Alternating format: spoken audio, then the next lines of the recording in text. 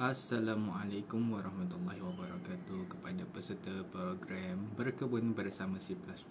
Saya Azwan, wakil daripada penganjur, akan menunjukkan tentang asas-asas ataupun cara penggunaan yang paling asas lah untuk kita menggunakan Visual Studio. So di akhir video ni saya mengharapkan agar peserta dapat tahu cara menggunakan Visual Studio dan juga tahu beberapa kod asas, serta dapat tahulah apa fungsi Visual Studio ni. So pertama sekali kita akan buka aplikasi Visual Studio ni. Okey, ada beberapa cara untuk buka. Sama ada peserta boleh terus tekan dekat shortcut yang ada dekat desktop, ataupun kalau tak ada, kita boleh cari kat sini. Kita cari Visual Studio. So dekat paparan ni ada ni. So kita tinggal tekan je. Okay. So apabila kita dah dapat paparan seperti di skrin saya, kita akan tekan create a new project untuk kita mulakan kita punya pengaturcaraan. So seterusnya, bila dah dapat paparan macam ni, kita akan tekan empty project untuk kita mulakan dengan kosong lah.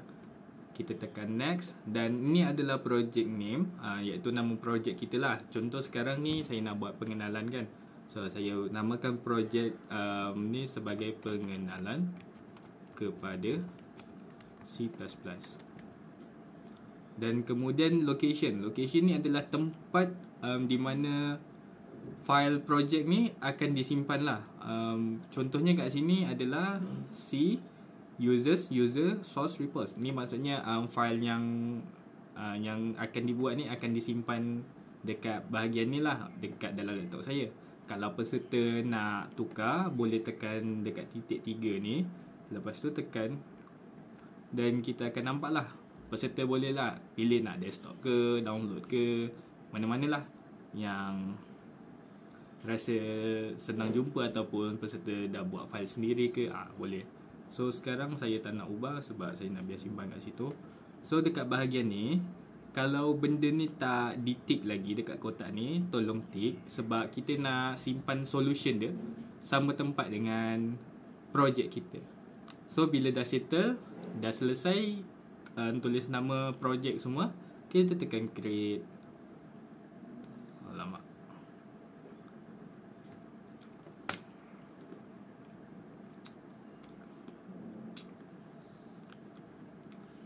Okey, so kita akan dapat lebih kurang macam ni lah. Contoh kalau macam ni kosong kan, kita kena ada dua benda yang tadi. Tapi saya delete sebab saya nak tunjuk lah cara nak munculkan dia dekat paparan. So tekan dekat view, solution explorer yang ni So bila kita tekan, dia akan keluar bahagian belah kiri.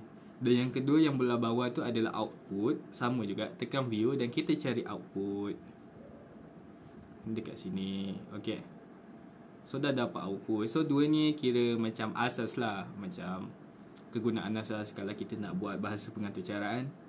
Okay, yang seterusnya kita akan tambah lagi satu file, bukan file lah, paparan kat sini untuk kita mulakan kita punya bahasa pengaturcaraan.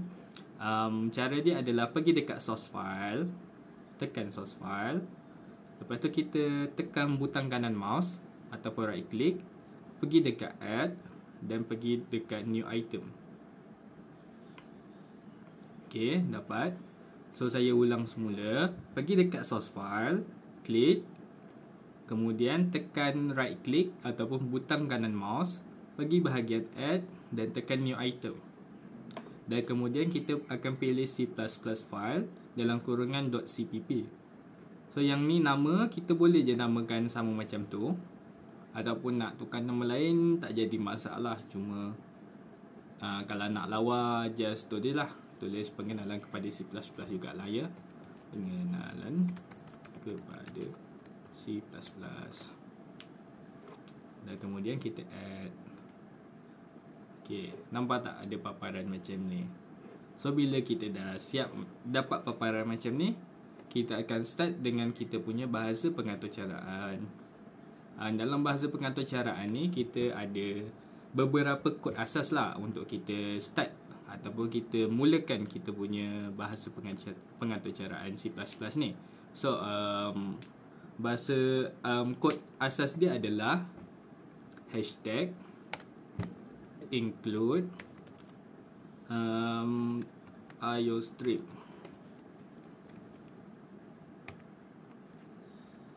Lepas tu using namespace std semicolon void main buka kurungan curly bracket dan last sekali adalah scene.get buka kurungan tutup kurungan dan semicolon. So kita sekarang ni ada 5 lah, 5 kod asas, iaitu hashtag include IOStream, using namespace std, void main, buka dan tutup kurungan curly bracket ataupun kurungan yang beralun, dan lepas tu ada scene.get kat sini. So ni kira macam basic je lah. So apa seterusnya kita tengok apa kegunaan bahasa pengaturcaraan C++ ni kan. Salah satu kegunaan dia adalah kita boleh tengok apa yang kita tulis dekat dalam bahasa pengaturcaraan ni, dan kemudian kita boleh display apabila kita runkan kod ni. Kita jalankan kod ni.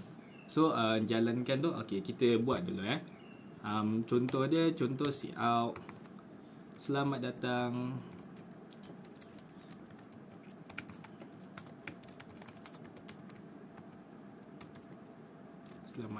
ke program berkebun bersama C++. Okay, online semicolon. So tadi kan saya kata jalankan kod kan. So nak jalankan kod ni, bila kita tulis, kita terus tekan dekat bahagian ni je, local Windows debugger. So kita tekan,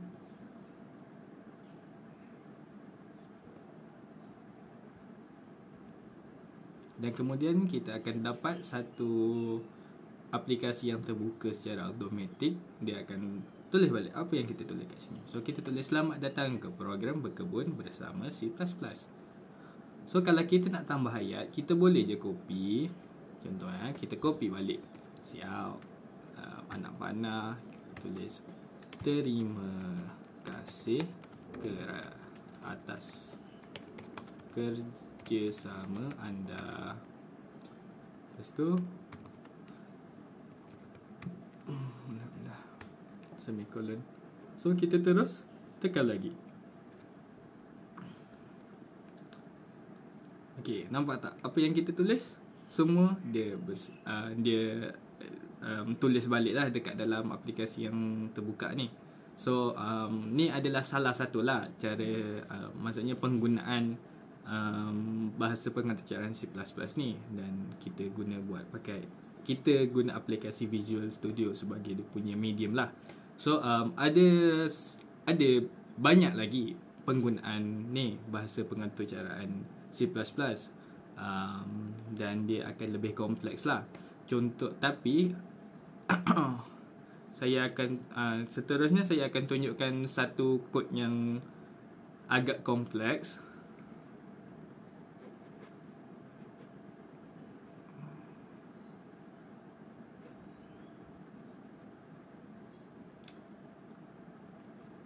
Iaitu perimeter dan luas.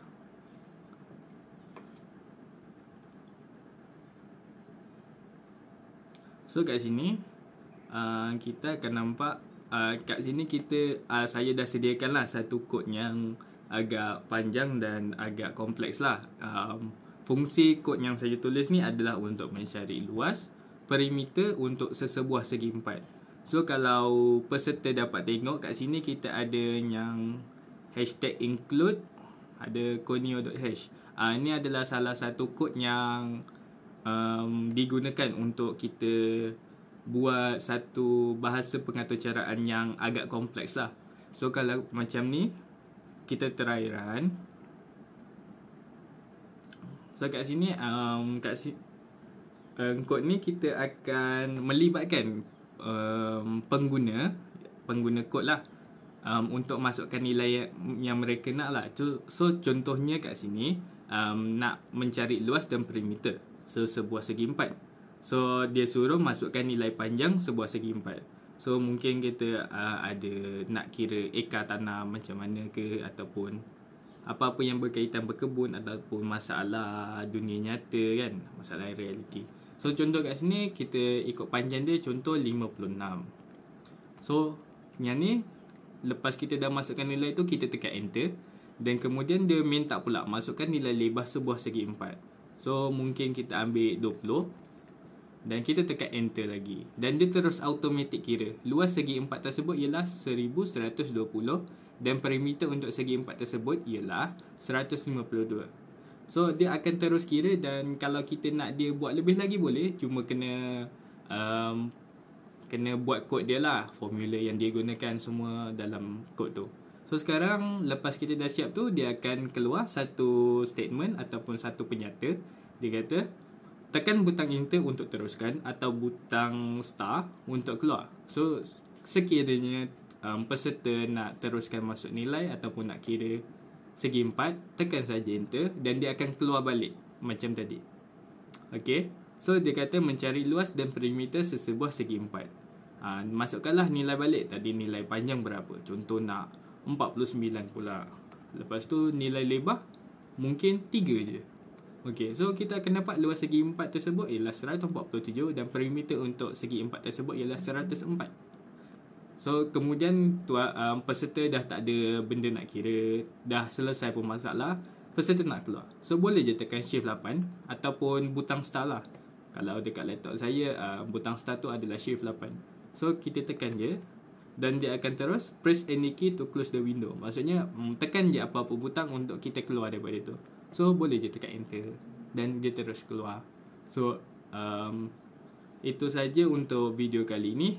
Saya harapkan peserta dapat tengok balik video yang pertama, iaitu tentang cara untuk memuat turun Visual Studio 2019, dan kemudian tengok dapat buatlah apa yang saya ajarkan ini untuk memberi pendedahan awal lah untuk peserta untuk tambah ilmu baru atau membiasakan dirilah dengan bahasa pengaturcaraan ni. Okay, sekian saja untuk video kali ini. Terima kasih.